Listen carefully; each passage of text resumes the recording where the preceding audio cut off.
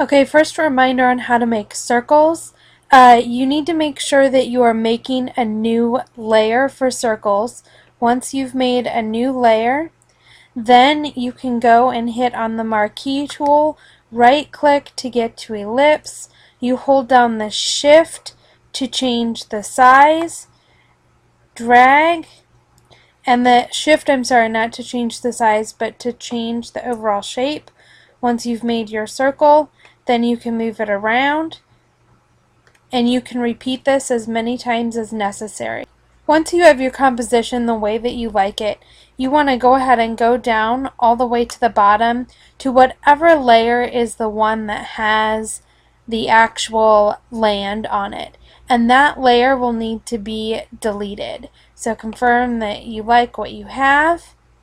Delete that layer by clicking and dragging to the trash. Then you're going to go to Layers, Flatten Image. Once you've flattened your image, you are going to go through and you are going to add a texture and a color to each one of these shapes. To add a color or texture, you must first make a new layer. This is very important. So go ahead and click on your new layer. Once you've done that, you're going to go to the background and click. You are going to make sure that you right click and find the quick selection tool. Once you have the quick selection tool and you're on the background layer, you can click on whatever shape you want to fill in. Once you have it selected with the dancing ants, you're going to go back to the layer 1 tab, or whatever layer, brand new layer you just made. Then you can right click and hit fill. Once you do that, you can fill with a color or a pattern. I'm going to go ahead and pick pattern so you can see how this works. Under customize pattern, you go down. I've already uploaded some, but to add more, you have to go to this little layer, this little arrow. Click on that, and then you have to go to, you can click on any one of these you wanted. So I could click on nature patterns, and then this is going to pop up, and you want to add append, and that will add those patterns available for you. I liked the artist ones because they're black and white. So once you find one, you click OK. With a pattern in each one, you can then go, making sure that you're on that layer, that you have it selected.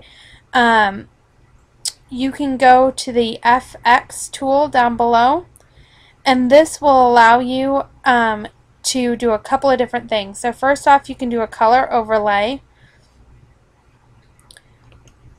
And again, this is where you could make any color that you wanted. And then the opacity shows how much, see right now it completely fills the space. So by changing that opacity to say 50% or 30%, they'll more share the space. You can do all sorts of other things. You can drop in a shadow, inner or outer. You can provide a glow. You can bevel. Take off some of these so you can see what I'm doing. You can bevel and emboss, which will make it 3D.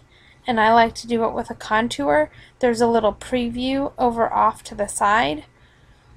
And you can play around with all of your different options.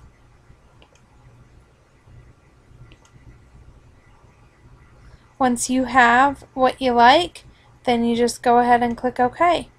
Your job is to do that. Oh, you can also do it by right clicking and then going to stroke just like normal. Oh, going to fill just like normal.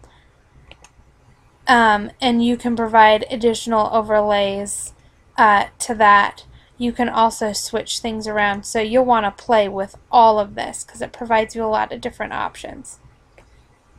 Last little thing is if you wanted to select multiples, so clicking on the background and magic wand, I can click. Oh, first I have to make my new layer. Oh, so easy to forget. So now I'm clicked on the background. Click, and then if you just hold the shift key it will allow you to add that additional piece, and then don't forget to find the brand new layer before saving.